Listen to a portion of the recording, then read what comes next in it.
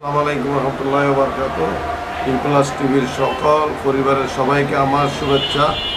ইনশাআল্লাহ আমি উপদেষ্টা হিসেবে বলবো, অ্যাডভাইসার হিসেবে বলবো আপনাদেরকে, আপনারা বস্তুনিষ্ঠ সংবাদ পরিবেশন করবেন এবং সবসময় নিরপেক্ষভাবে জাতির জন্য, দেশের জন্য মঙ্গল যাতে হয় সেভাবে আপনাদের এই নিউজগুলো পরিবেশন করবেন, যাতে আমাদেরও, আমরা অ্যাডভাইসার হিসেবে যাতে আমাদেরও মান সম্মান থাকে। ধন্যবাদ। এটাই আপনাদের